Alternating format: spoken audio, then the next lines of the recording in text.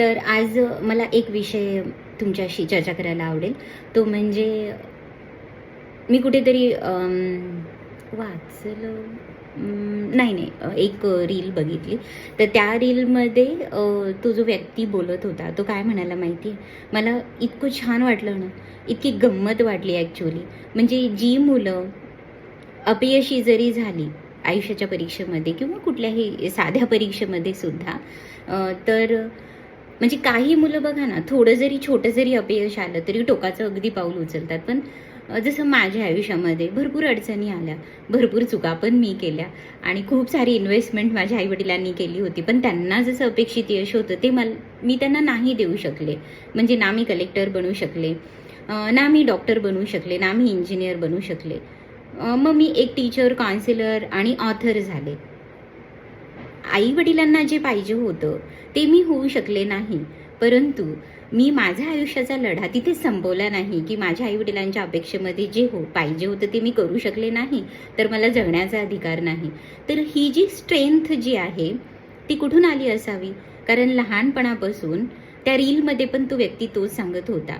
ज्या विद्यार्थ्यांमध्ये किंवा मुलांमध्ये पर्सिव्हरन्स असतो, मोठ्या माणसांमध्ये सुद्धा जे हार मानत नाहीत सहसा, तर त्याचं एक संशोधन झालं आणि त्या संशोधनामध्ये असं लक्षात आलं की ज्यांची आई स्ट्रॉंग माइंडसेटची आहे किंवा धाडसी आहे, जी निश्चल आहे, निडर आहे, ते जे मुलं आहेत ना, ते खूप छान निपजतात आणि आयुष्यात आलेल्या अडचणी ते सहज पार करतात.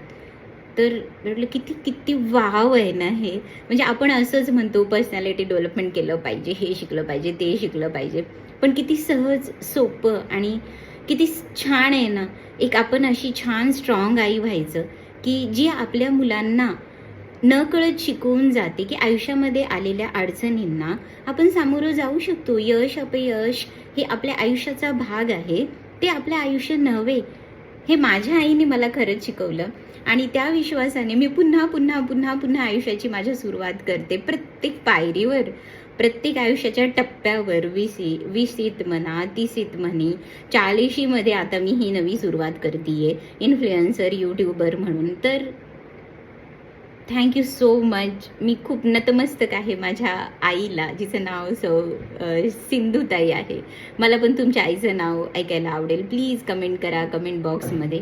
तुमची आई पण माझ्या आईसारखीच धाडसी आहे का? आणि ती इन्स्पिरेशन आहे का? Lots of love. Take care. Bye.